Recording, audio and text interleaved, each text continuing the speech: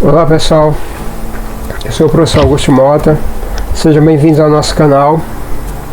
A nossa videoaula de hoje será sobre a reprodução dos seres vivos. Então, sem mais delongas, vamos lá começar a nossa viagem pelo conhecimento. Bem pessoal, como eu estava falando, nessa videoaula nós iremos trabalhar com a questão dos tipos de reprodução, certo? A questão da hereditariedade, evolução, condições para evolução e os tipos de reprodução assexuada, ok? Então vamos lá começar. Primeiro a questão dos tipos de reprodução. No caso aqui nós temos dois tipos, né? A reprodução assexuada e a reprodução sexuada. Primeiramente a reprodução assexuada, nós temos o seguinte, veja bem. Primeiro, na reprodução assexuada, o que é que ocorre? Não ocorre a união de gametas, que são as células sexuais, no caso, o óvulo e o espermatozoide. Óvulo e espermatozoide. Na reprodução assexuada, não tem nada a ver com cópula, sexo ou não. É a participação ou não das células sexuais, no caso, os gametas. Então, na reprodução assexuada não ocorre a união de um óvulo e um espermatozoide.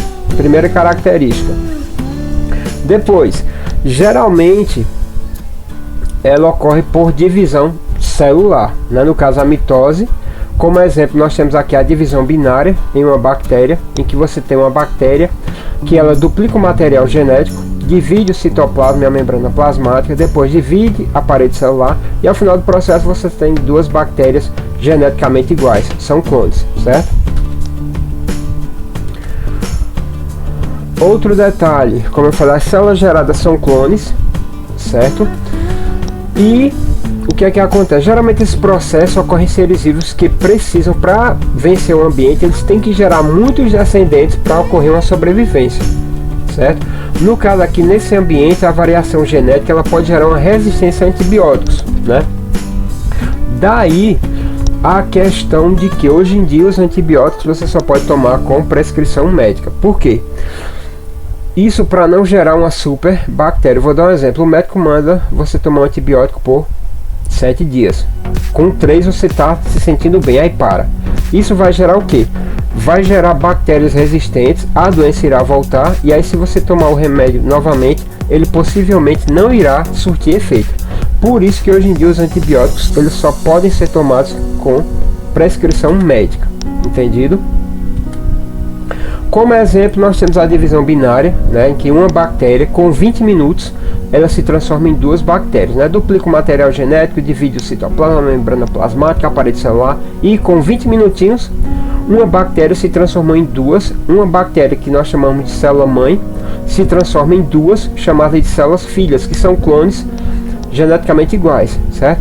Aí por esse processozinho de uma em 20 minutos, duas com mais 20 minutos, essas duas se transformam em 4, mais 20, as 4 se transformam em 8, o que é que vai acontecer? Em 10 horas, uma única bactéria se transformou em 1.073.741.824 bactérias, certo? Em 10 horas, uma única bactéria que infectou irá se transformar em 1.073.741.824 novas bactérias. Por isso que a infecção bacteriana é fogo, né, pessoal? É tão rápido o processo, né? Você pensa que de 20 minutos não faz nada, mas faz. Outro exemplo de forma de reprodução assexuada é a questão da estaquia em plantas, no caso aqui seres pluricelulares, né? Você tem aqui, você pega, coloca estacas de plantas e essas estacas irão originar novas plantas. Só que lembrando, todas essas plantas são clones da planta que cedeu os galhos, certo? Esse processo é muito utilizado em melhoramento genético. Tipo, eu tenho uma planta que o fruto dela é uma delícia. Aí eu quero que essa planta se propague. Faço os galhos, né? E aí todas as plantas geradas terão a mesma característica do fruto, né? Muito utilizado em seleção artificial em plantas. Um exemplo da questão aqui assexuada em plantas é a reprodução da bananeira, né? Para quem não sabia, o caule da bananeira não é um caule, é um pseudocaule que é um mero aglomerado de folhas. O caule realmente da bananeira é um rizoma, certo? Fica embaixo do solo. Aí o que é que você faz? Para propagar a bananeira, você pega um pedaço do caule que tem um broto e é assim que você reproduz a bananeira. Para quem não sabia, agora fique sabendo, ok? Aí no caso, a outra forma de reprodução, além da sexuada nos seres vivos, é a reprodução sexuada, certo? Nessa forma de reprodução ocorre a união de gametas, que são as células sexuais, no caso o espermatozoide e um óvulo. Geralmente são cedidos por um macho que cede o espermatozoide e uma fêmea que cede o óvulo. Só que agora, com o desenvolvimento científico, é possível a reprodução entre fêmeas, né? Um exemplo na fertilização in vitro, em que um óvulo é fecundado com material genético de outro óvulo cedido por outra mulher, né? Aí qual a implicação nisso? É porque nessa forma de reprodução aqui, a criança gerada ela é geneticamente e legalmente filha das duas mulheres. Só que nesse processo só são geradas mulheres, ok? Diferente de uma mulher pegar, um casal, a mulher pegar e engravidar com seu óvulo usando o espermatozoide de um doador. Aí geneticamente ela é filha apenas de uma das mulheres do casal. E por esse processo agora, geneticamente, legalmente, ela é filha das duas mulheres, ok? Aí como eu falei, no processo o macho cede o espermatozoide, a fêmea o óvulo, que são os gametas, né? Isso implica no processo, quando eles se unem, esse processo é chamado de fecundação, que é a união do óvulo com o espermatozoide. A fecundação, ela vai gerar uma célula ovo ou zigoto, e essa célula aqui, a célula ovo ou zigoto, ela irá gerar o embrião, tá certo? Que irá se desenvolver durante o período da gestação. E aí, essa união entre o óvulo e o espermatozoide, no processo de fecundação, ela pode ser de dois tipos. A interna, certo? Que ocorre dentro do corpo da fêmea. E essa fecundação no processo evolutivo no nosso planeta Terra, ele gerou para os seres vivos, né? Que desde a criação, por Deus, nesse processo ele gerou o quê? Uma independência dos seres vivos da água, certo? E esse processo de fecundação interna, ele ocorre desde os insetos, pegando os répteis, né? Aves e por último os mamíferos. Aí a outra forma é a fecundação externa, em que o óvulo encontra o espermatozoide fora do corpo da fêmea, no caso na água. Esse processo, que ele vai ocorrer desde os peixes até os anfíbios, ele gera uma enorme dependência da água, certo? Que ocorre desde os peixes ósseos até os anfíbios. E a questão da fecundação interna, ela é criada para gerar uma independência da água, porque até os mamíferos na evolução, eles têm uma enorme dependência da água para se reproduzir, ok? Aí, quanto ao desenvolvimento embrionário, os seres vivos podem ser vivíparos, né?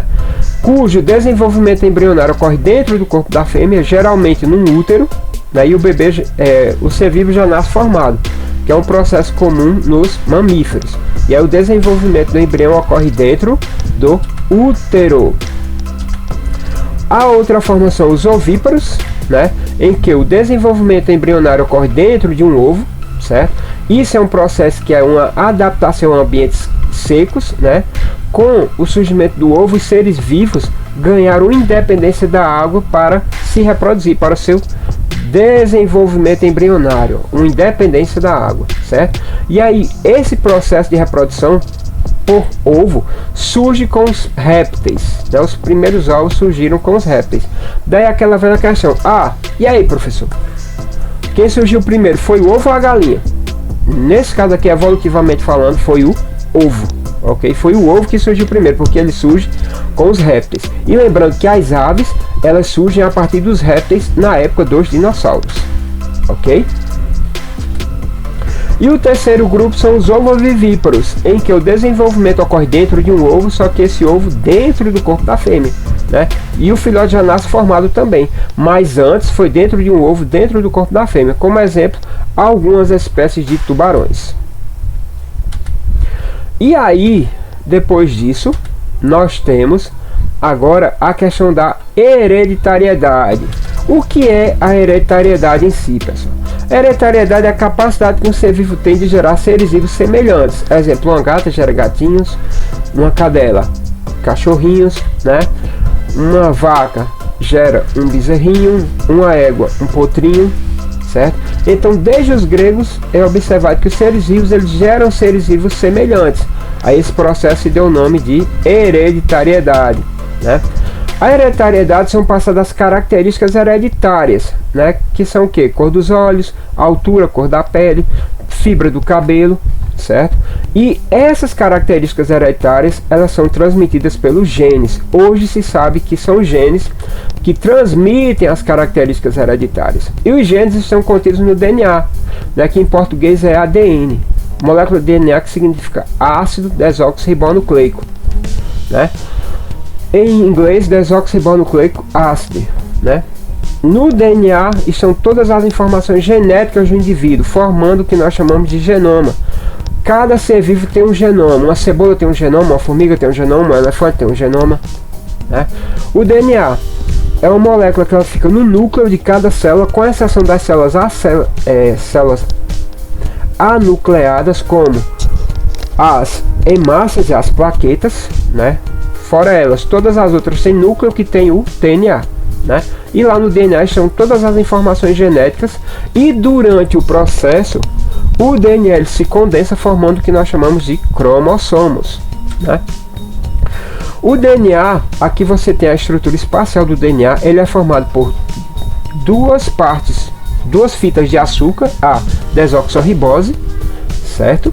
E a desoxirribose é ligada pelas bases nitrogenadas, no caso, ó, a adenina que se liga à timina e a citosina que se liga à guanina, sempre, certo? Então o DNA é formado por duas fitas de açúcar, a desoxirribose, ligadas por bases nitrogenadas, que são a adenina que se liga à citosina e a guanina que se liga à timina. É só lembrar, no caso aqui, adenina, timina, citosina, guanina, é só lembrar ATCG, certo? A adenina se liga à timina, né? Adenina se liga à timina, citosina se liga à guanina. Então essa é a estrutura do DNA. Para quem não sabia, fique sabendo, ok, pessoal? Aí veja bem, o DNA durante a reprodução, processo de mitose, né, na célula, ele se enrola formando os cromossomos. Agora esse processo ocorre durante a divisão celular. Enquanto a célula não está se desenvolvendo, ela forma a cromatina, que ela está se dividindo. E aí veja bem, no DNA contém um gene. O que é um gene? É um pedaço de DNA, certo? O gene ele vai ter uma sequência de bases nitrogenadas que irá servir de código, daí nós chamamos de código genético, para gerar no processo de síntese proteica uma determinada proteína. E essa proteína irá determinar uma determinada característica. Aqui eu tenho um cromossomo, o gene é um pedaço, o cromossomo é formado pelo DNA, o gene é um pedaço do cromossomo, e aí o DNA ele vai ter vários genes, né? milhares de genes, né? Cada gene vai ter uma sequência de bases nitrogenadas, e essa sequência é o que nós chamamos de código genético, e esse código irá gerar uma determinada proteína. Vou dar um exemplo: a proteína que forma o pigmento que gera a cor do seu olho, ela já é programada geneticamente e está guardada nos genes no seu DNA, certo? Você não vai acordar um belo dia com o olho castanho, né? Você não vai. Seu olho não vai mudar de cor porque já é programado geneticamente. A fibra do seu cabelo ela não irá mudar porque já é programado geneticamente. As mulheres sabem bem disso, né? Então tudo está programado geneticamente, guardado nos genes, no DNA que fica nos cromossomos, certo? Isso é o que nós chamamos de código genético, né? Durante a divisão celular, o DNA se condensa formando os cromossomos. E em cada célula humana nós vamos ter 23 pares de cromossomos. Aqui eu tenho um cromossomo, aqui eu tenho outro, formando um par, certo? E esses 23 pares formam o que nós chamamos de genoma humano. Cada ser vivo tem o seu genoma, com os número de cromossomos, né? Os seus pares de cromossomos e a quantidade. No ser humano é 23, a cebola, se eu não me engano, são 9 pares, né? Cada ser vivo vai ter o número de cromossomos. Lembrando que o par 23 são os cromossomos sexuais que determinam o sexo do indivíduo. Se ele tiver XX, nascerá menina, se tiver XY, nascerá menino. Por isso que no processo de fecundação é o homem quem determina o sexo. Se o espermatozoide vem com o cromossomo X, nascerá uma mulher. Se vem com o cromossomo Y, nascerá um menino. Ok, pessoal? E lembrando, no momento em que a célula não está se dividindo, o DNA forma a cromatina, que é esse balaio de gato aqui, parecendo um monte de linha, né? Então só forma o cromossomo no momento da divisão celular. Aí agora vamos ver a questão da evolução. O que é evolução? É basicamente como Deus criou os seres vivos, né? Os seres vivos, eles mudam ao longo do tempo, eles evoluem. Os seres vivos que existem hoje não são os mesmos que existem desde a criação. Antigamente, né, de forma errada, existia, propagado pela igreja, a questão do fixismo, né?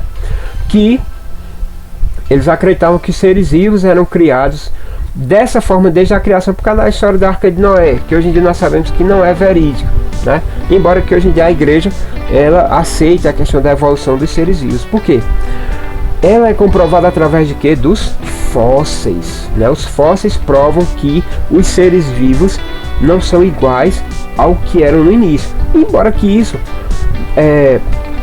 seja a evolução ocorrendo dessa forma ou não, foi Deus que criou da mesma forma. A evolução ela só mostra a forma como Deus criou a vida no planeta Terra. Não deixa de ser Deus que criou a vida, ok?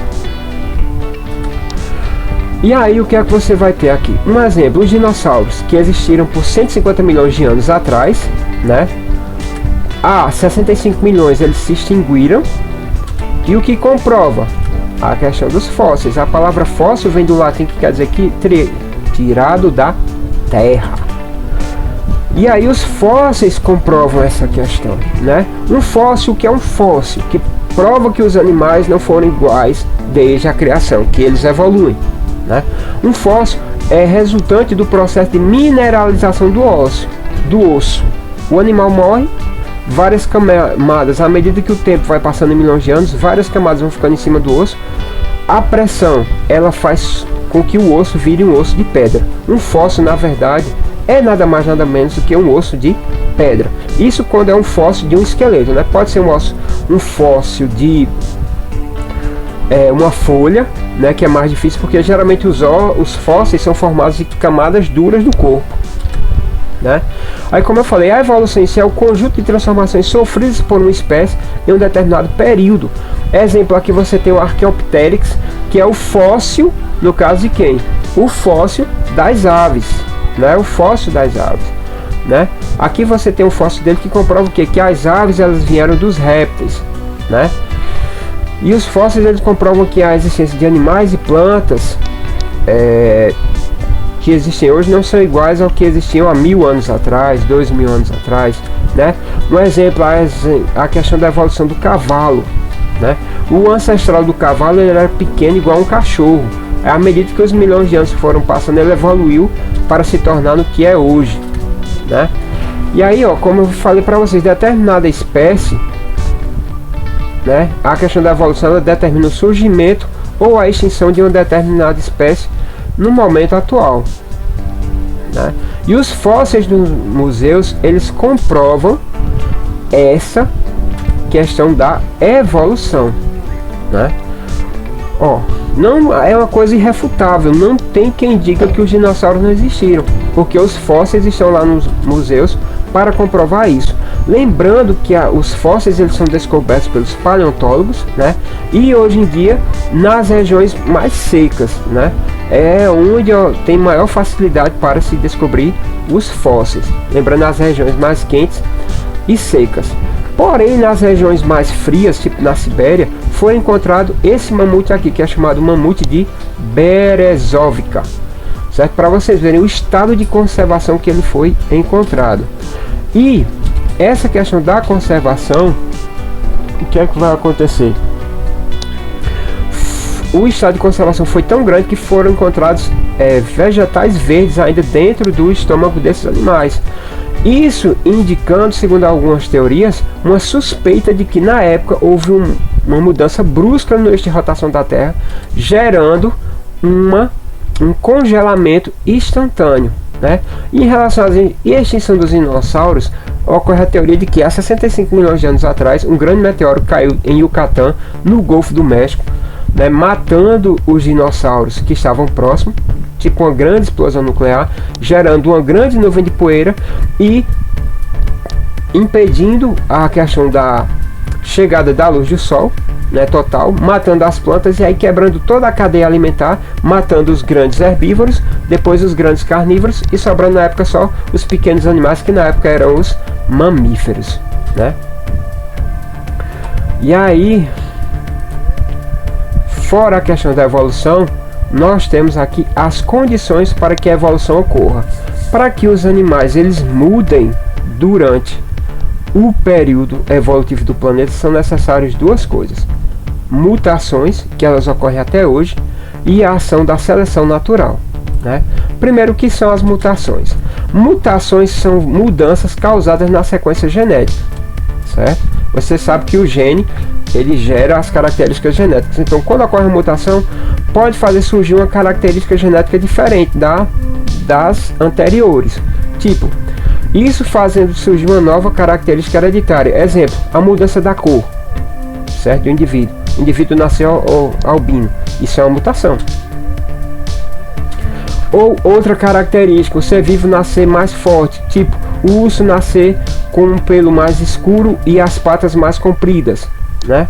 Então, se essa característica ela é vantajosa, outro exemplo, a cor dourada dos leões, certo?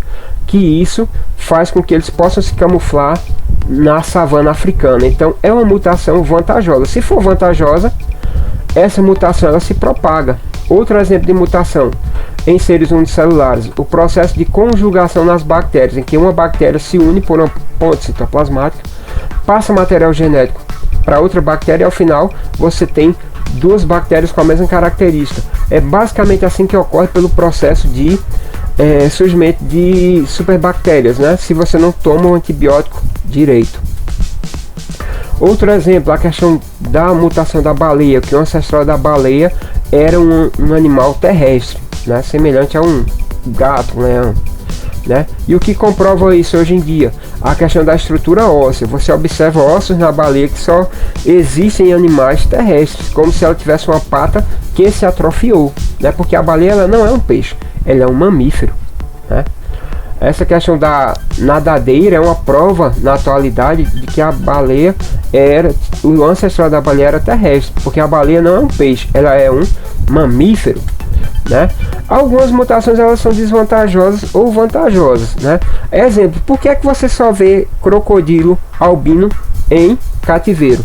Porque na natureza isso não existe. Por quê? Porque nascendo crocodilo albino, ele não iria conseguir se camuflar, não iria conseguir caçar e ele iria morrer de fome. Isso na natureza.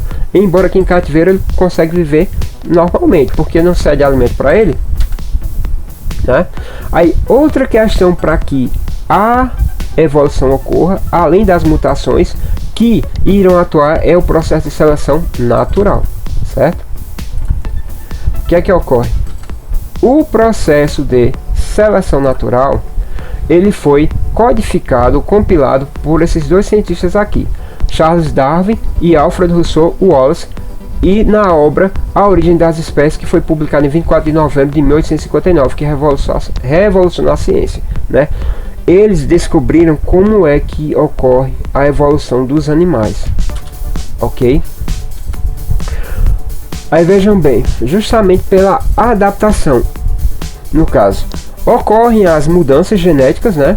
Se essa mudança for favorável, o indivíduo irá se adaptar. Lembrando que na natureza não vence o mais forte, mas sim o que consegue se adaptar melhor, né? Se a característica ela facilita a sobrevivência de um indivíduo em um determinado ambiente, essa característica ela irá se propagar, né? Exemplo, um urso ele tem pernas mais musculosas, mais forte, ele vai levar vantagem sobre os outros que não tem essa força, porque aí ele vai conseguir caçar melhor, vai conseguir comer mais. Então, se ele consegue caçar melhor e comer mais, o que é que vai acontecer?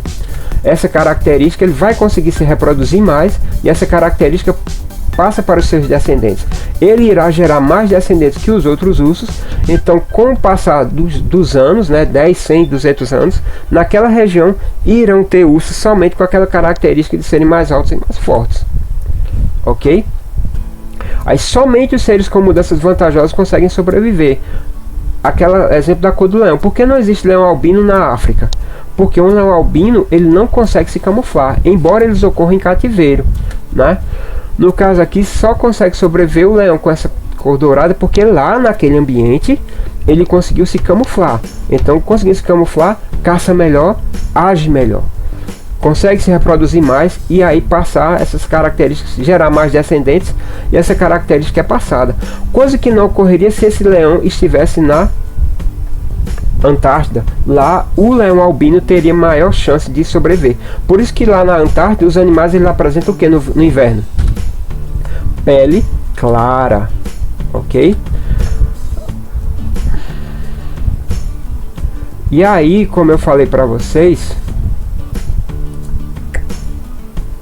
além da questão da evolução e das condições, que é a questão da mutação e seleção natural, para encerrar, vamos ver aqui os tipos de reprodução assexuada.